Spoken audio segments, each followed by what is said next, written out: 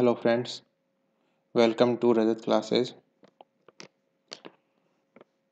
आज हम पढ़ेंगे the evolution of the doctrine of basic structure कि जो बेसिक स्ट्रक्चर है उसका विकास कैसे हुआ। बात करें फंडामेंटल राइट्स एंड डीपीएसपी की, तो ये दोनों ही बेसिक स्ट्रक्चर के ही पार्ट हैं। बात करते हैं आर्टिकल 13(2), 14, 19(1)(f), आर्टिकल 32 एंड 226। ये बेसिकली जो फंडामेंटल राइट्स हैं उसके सेविंग क्लोज हैं। आर्टिकल 13(2) ये कहता है कि आप मीन्स गवर्नमेंट ऐसा कोई लॉ या अमेंडमेंट नहीं कर सकती है जो फंडामेंटल राइट्स को इफ़ेक्ट करे। आर्टिकल 14 कहता है कि राइट टू इक्वलिटी, कि मतलब equality before law. Article 19(1)(f), right to property is a fundamental right, and article 32, writ petition for Supreme Court, and 226, writ petition for High Court। तो मतलब अगर आपके किसी भी फंडामेंटल राइट को अगर कोई इन्फ्रिंज होता है, इफेक्ट होता है, तो आप डायरेक्टली 32 के थ्रू सुप्रीम कोर्ट में रिट पिटीशन फाइल कर सकते हो, या आप 226 के अकॉर्डिंग आप हाई कोर्ट में रिट पिटीशन फाइल कर सकते हो। यहाँ 19(1)(f) राइट टू प्रॉपर्टी जो फंडामेंटल राइट है, क्योंकि हम बात कर रहे हैं 1950 में, जब फर्स्ट ईयर 5 ईयर प्लान लगा था, जैसे हमने हमारा जो कॉन्स्टिट्यूशन था वो लागू हुआ था।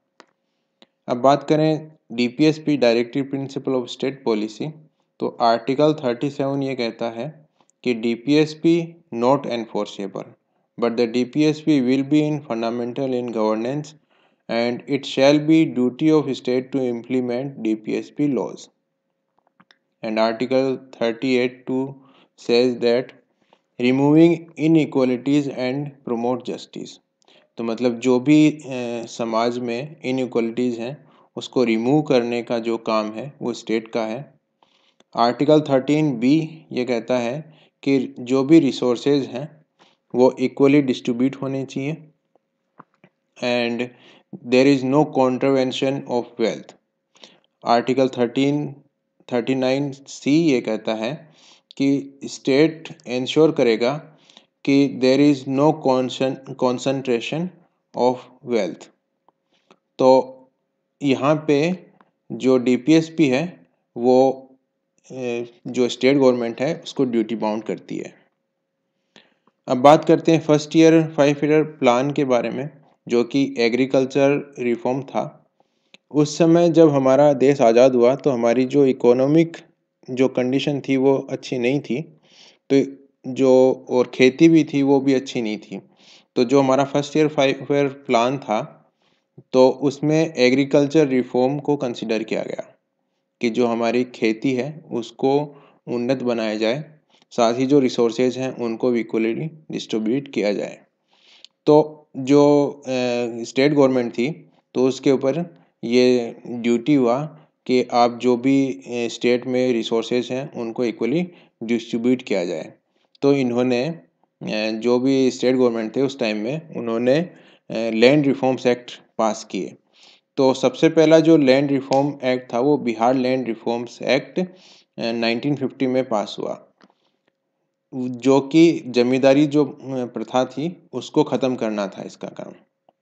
But that law was challenged in Kameshwar Prasad Singh versus state of Patna, क्योंकि जैसे ही उन्होंने लैंड एक्वायर करना शुरू किया तो आर्टिकल 19(1)(f) है वो इन्फ्रिंज हुआ, right to property is a fundamental right.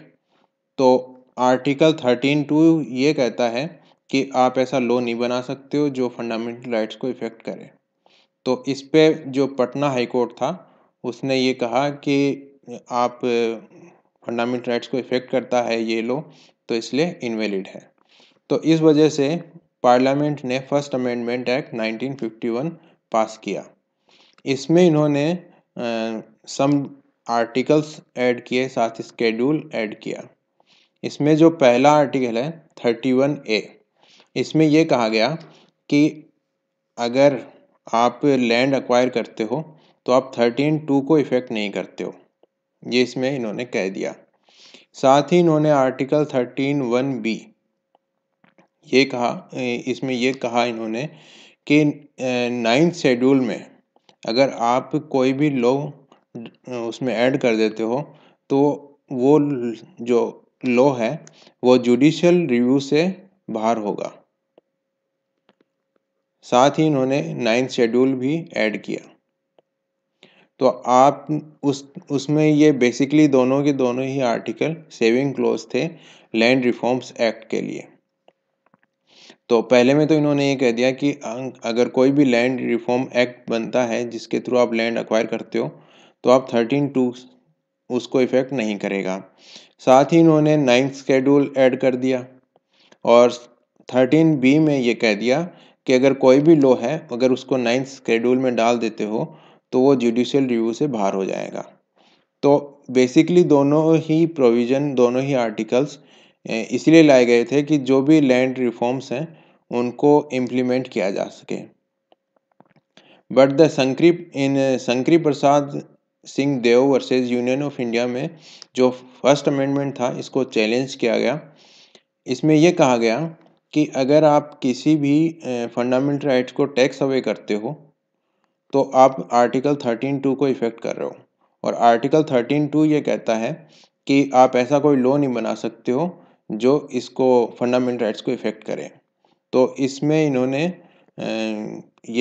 लेकिन इसमें कोर्ट ने ये कहा कि जो अमेंडमेंट लॉ है वो एक सुपीरियर लॉ है और वो आर्टिकल 13(2) को इफ़ेक्ट नहीं करता है।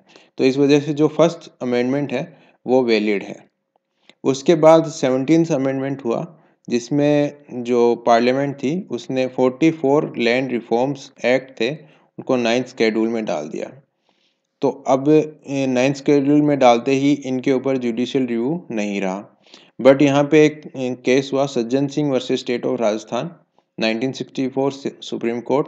उसमें सेम कंटेंशन यही था कि आप फंडामेंटल राइट्स को टैक्स अवे कर रहे हो, एम्ब्रिजेस कर रहे हो तो मतलब 13(2) को आप इफ़ेक्ट कर रहे हो और 13(2) को इफ़ेक्ट कर रहे हो तो मतलब फंडामेंटल राइट्स को हटा रहे हो।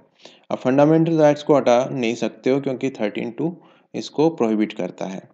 तो इसमें भी सुप्रीम कोर्ट ने यही कहा कि जो अमेंडमेंट एक्ट है वो सुपीरियर लॉ है और वो आर्टिकल 13(2) को इफ़ेक्ट नहीं करता है।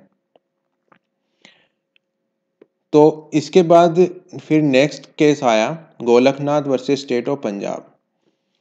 इसमें इन्होंने जो शंकरी प्रसाद और सज्जन सिंह जो जजमेंट थे उसको ओवर रूल्ड कर दिया कि मतलब ये कह दिया कि शंकरी प्रसाद में जो जजमेंट हुआ वो भी गलत था और सज्जन सिंह जो जजमेंट था वो भी गलत था। तो फर्स्ट इसके अकॉर्डिंग ये हो गया जो फर्स्ट अमेंडमेंट था वो इनवैलिड हो गया। तो इसमें जब ये इनवैलिड हुआ इसको ओवर रूल किया गया तो जो स्टेट गवर्नमेंट थी उस टाइम में उनके सामने एक प्रॉब्लम आ गई कि सर आपने इसको ओवर रूल कर दिया है तो हमने जो अब तक लैंड एक्वायर की हैं और साथ में उनमें कुछ कंस्ट्रक्शन भी किया है हमने, अब वो सारी की सारी हमें वापस लौटानी होगी और साथ ही हमने जो उसका उसमें कंस्ट्रक्शन किया है उसका हमें कंपनसेशन भी देना पड़ेगा। तो ये काफ़ी कॉस्टली हो जाएगा हमारे लिए। तो इसमें इन्होंने न्यू कंसेप्ट दिया था प्रोस्पेक्टिव और ओवर रूल्ड का। प्रोस्पेक्टिव ओवर रूल्ड का मतलब ये है उन्होंने ये कहा कि अब तक जो हो गया है जो भी लैंड एक्वायर कर चुके हो आप उसको नहीं देना है, लेकिन अब इसके आगे से आपको कोई भी लैंड एक्वायर नहीं कर सकते हो। अब इसके बाद क्या हुआ कि केशवानंद भारती केस हुआ तो उसका डिस्कशन हम नेक्स्ट क्लास में करेंगे। आज की क्लास में बस इतना ही। अगर आपको ये वीडियो अच्छा लगा हो तो प्लीज़ लाइक कीजिए, अपने दोस्तों के साथ शेयर कीजिए। अगर आप हमारे चैनल पर नए हैं और अभी तक आपने हमारा चैनल सब्सक्राइब नहीं किया है तो प्लीज़ कर लीजिए ताकि नेक्स्ट वीडियो का नोटिफिकेशन आप तक आ सके। Thank you.